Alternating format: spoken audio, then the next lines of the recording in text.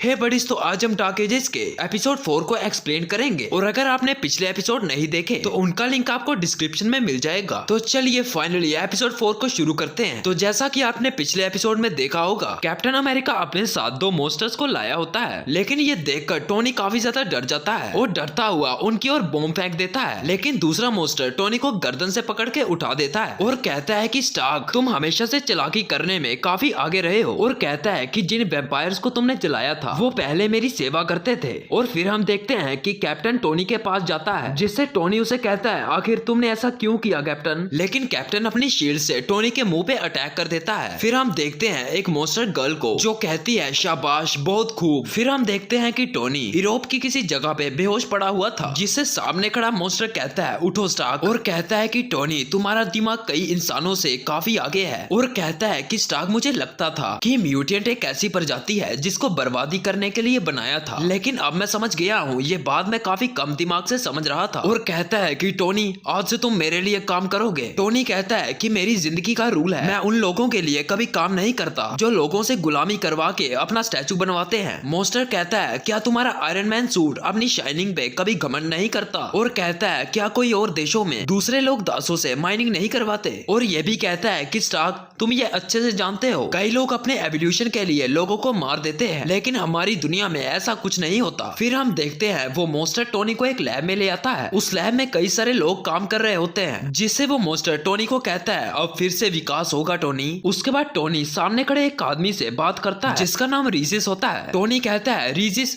हमें लगा तुम मर चुके हो, हमने तुम्हें ढूंढते हुए हार मान ली थी, और यहाँ पे तुम क्या कर रहे हो। जिससे रीजिस कहता है मैं यहाँ सब कुछ करता हूँ और फिलहाल मैं इनकी मदद कर रहा हूँ। टोनी कहता है क्या तुम्हें धमकाया जा रहा है। जिससे रीजिस कहता है हमें एक नया मौका दिया जा रहा है। उसके बाद टोनी मोस्टर को कहता है आखिर यहाँ काम करने के लिए इतनी बिजली कैसे आ रही है। मोस्टर कहता है तुम्हें इससे क्या करना है। उसके बाद टोनी ऊपर पिंजरे की ओर देखता है और कहता है मैंने ऐसा ईएमपी का पिंजरा बनाने की हर कोशिश की थी, लेकिन वो नाकाम रही। मैंने बिजली को लाने के लिए पृथ्वी की चुंबक का इस्तेमाल भी किया था, लेकिन उसका भी कोई फायदा नहीं हुआ। लेकिन उसके बाद टोनी की नजर पड़ती है एक राउंड इलेक्ट्रिकल सर्कल पे, जहाँ से बिजली की प्रोडक्शन हो रही थी। लेकिन टोनी फिर से ध्यान से देखता है वहाँ पे मैग्नेटो का इस्तेमाल करके बिजली को प्रोड्यूस किया जा रहा था। टोनी एकदम से हैरान होके कहता है कि तुम मैग्नेटो का इस्तेमाल कर रहे हो। जिससे वो मोस्टर पीछे खड़े किलग्रेव को कहता है शाबाश किलग्रेव। किलग्रेव को लोग पर्पल मैन भी कहते हैं, और वो मोस्टर किलग्रेव को कहता है कि काम शुरू करो। जिससे किलग्रेव टोनी के माइंड को अपने कंट्रोल में करने की कोशिश करता है। उसके बाद में दिखाया जाता है एक ऐसा आदमी जिसके पूरे शरीर से आग निकल रही होती है, जिसका नाम होता है जोनी, जो कि मे और उनके दोस्तों के साथ होता है। वो अपनी पावर से चाय की केतली को गर्म कर देता है और कहता है कि एक बार तो मैं इतना गर्म हो गया था कि मैं गैलेक्टस के जैसा पिघल गया था। जिससे सामने बैठी छोटी लड़की कहती है अब ये गैलेक्टस क्या है। लेकिन एकदम से वहाँ पे स्पाइडरमैन और ल्यूक आ जाते हैं, जिससे स्पाइडरमैन जोनी को कहता है यहाँ पे बच्चों और उनके करीबी लोगों की चाय की पार्टी है, हमने यहाँ पे किसी अंतरिक्ष के खतरे को नहीं बुलाया। उसके बाद ल्यूक जोनी से चाय की केतली पकड़ता है और सभी बच्चों के गिलास में चाय डालने लगता है। जिससे मैं जोनी को कहती है आप तो केतली को भी इतनी तेजी से गर्म कर सकते हो अंकल जोनी। जोनी कहता है कि थैंक्स मैं। उसके बाद ल्यूक जोनी को चाय देता है। जोनी कहता है इसके लिए शुक्रिया। लेकिन एकदम से पीटर के पीछे एक शैडो दिखती है, जिससे ल्यूक उस शैडो को कहता है जैस, तुम सही समय पे आई हो, क्या तुम अपनी मॉम को एक कप टी देना चाहोगी। लेकिन जैस उन्हें बहुत अजीब तरीके से देख रही होती है, जिससे पीटर कहता है क्या हुआ जैस। फिर हम देखते हैं उसी गुफा को जहाँ पे कैप्टन टोनी को लेने आया था। वहाँ पे पेपर और वुल्फ गर्ल की टीम होती है। पेपर कहती है कि टोनी कल रात को कैप्टन के साथ बाहर गया था, लेकिन अभी तक वो घर वापस नहीं लौटा। जिससे वुल्फ गर्ल की टीम मेंबर गैबी कहती है पेपर, कैप्टन यहाँ नहीं आए थे, और कैप्टन ऐसे बिल्कुल नहीं है जो चोरी छिपे आएंगे। जिससे पेपर कहती है तुम ये क्या बात कर रही हो गैबी। गैबी कहती है पेपर, वो कैप्टन नहीं थे, वो कोई और था। लेकिन एकदम से वुल्फ गर्ल कहती है मैं इसकी सुगंध अच्छे से जानती हूँ, ये मस्कीटियो है। और एकदम से वुल्फ गर्ल बाहर की तरफ भागने लगती है और कहती है मेरे पीछे आओ, और एकदम से भागते हुए उसी जगह पे आ जाती है जहाँ पे काफी सारे जाले लगे हुए थे, जहाँ पे मॉन्स्टर्स ने टोनी को गले से पकड़ा था। जिससे वुल्फ गर्ल कहती है रात को हमारे ऊपर हमला हुआ था, शायद इसमें टोनी के गायब होने का कोई जोड़ हो सकता है और कहती है देखो यहाँ पे थोड़ा सा खून पड़ा है और क्या पता शायद उन्होंने टोनी को मारा हो।